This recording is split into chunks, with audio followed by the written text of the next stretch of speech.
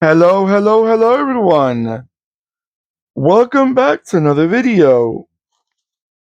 All right, let's check it out. Let's see what I got for you right now.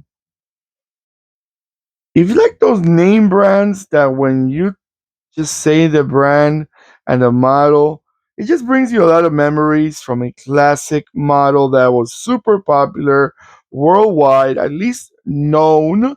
Popular, obviously, it's a word that it's not going to be popular like the Volkswagen Beetle or the Mini Cooper because there's a total different type of car, but it's a car that was iconic in its own department of vehicles that represented. Yes, it is.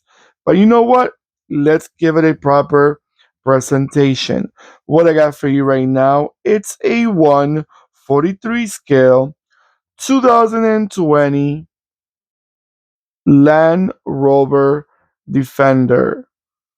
Now, the reason I say that it's a name of a model that everyone should, if you're familiar with vehicles and the history, you have to recognize the Defender model. It was one, I think, the Defender and the Range Rover are the two models from Land Rover that everyone are familiar with.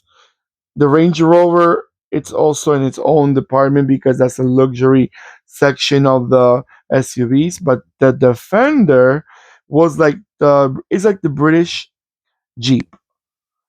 In the United States, we had the Jeep. In the UK, they had a Defender. It's like in Russia they have, well, we're gonna say the Niva, not the Niva, even though the Niva it was it's not like the army type of vehicle they were using, but it's a vehicle that will represent a country. Yes. But this right here is the new generation of the Land Rover Defender 90, because they have the 90 and they have the 110, which is the four door, five door, they call it with a rear hatch. This is a three-door version. I have both. The future video will come to 110. Now, this model they came back to action in 2020. Production years was 2019 till present, but model years is 2020 till present. It's actually assembled. The assembly line. It's in Slovakia, not in the UK. It's in Slovakia. It's considered a compact luxury 4x4. And body styles, like I mentioned before, is the three-door SUV, which will be the 90, and then there's the five-door SUV, which is the 110 and the 130. Because the 110 is considered a mid-size luxury, and the 130 is considered a full-size luxury vehicle. Now let's talk about engines. And I'm not sure if all these engines were also in the 90 or some of them in the 90, some of them 110. But I'm going to mention all the engines in the Land Rover Defender category altogether. There was a 2.0 turbo four cylinder. There was a 3.0 turbo six cylinder. There was also a 4.4 that came from BMW, by the way, twin turbo eight cylinder, and the big boy was a 5.0 eight cylinder. Now, there's also some diesel engines. There was a 2.0 turbo four cylinder, and also there was a 3.0 turbo six cylinder. Transmissions, it was an 8-speed automatic with a 2-speed transfer case. Being a 4x4, you also have a transfer case. This car also had a mild hybrid option and a plug-in hybrid option. Let's see. It says here the Defender is available in a three-door body, marketed as in Defender 90, and a five-door body, which is the 110 and the 130. The 130 was the extended rear overhang, three row seating. The Defender replaces the original Defender, which was built until 2016. The cars are built in Slovakia at Jaguar and Land Rover Nitra plant. Okay, the car shares no components or technology with the Defender that took over. Has a permanent all-wheel drive, locking differentials, and a center and rear with a two-speed transfer case.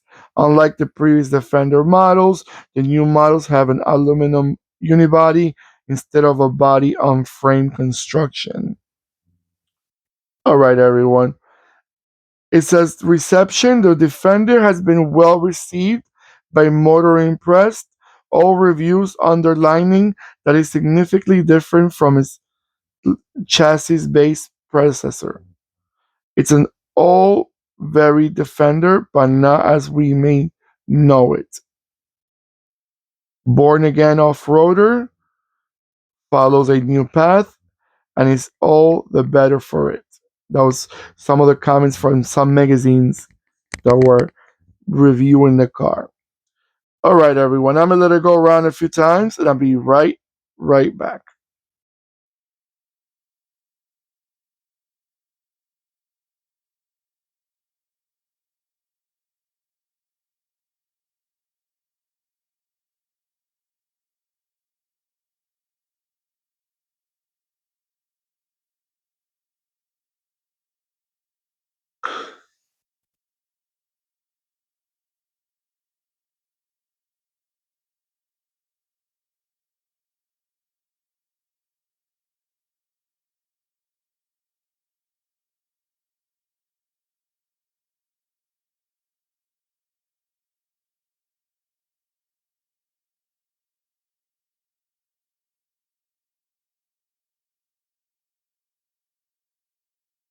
All right, everyone.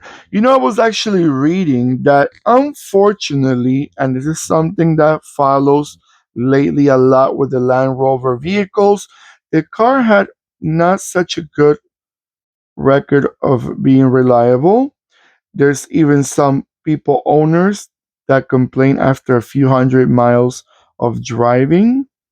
And this is obviously, like I just said before, there's a recurring theme of many Land Rover models, which is sad. It's sad that these brands, they know they have a history, they know they have customer followers, they have a lot of following because these brands are, iconic in a certain way. But if you don't respect people's hard-earned money, your customers are going to move on to a different brand that will, you know, buy a car that will know that the investment is in a good way, not as a headache.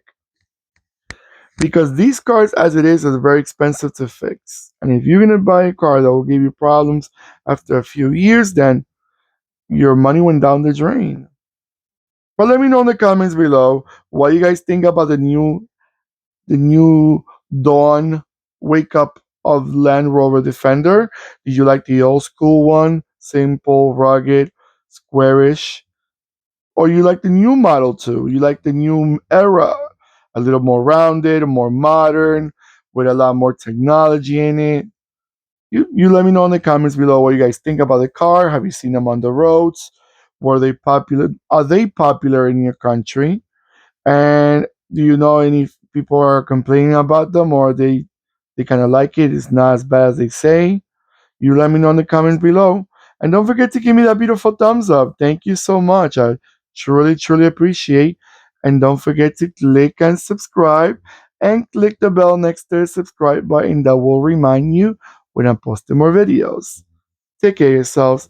As I always say, more than ever, and goodbye.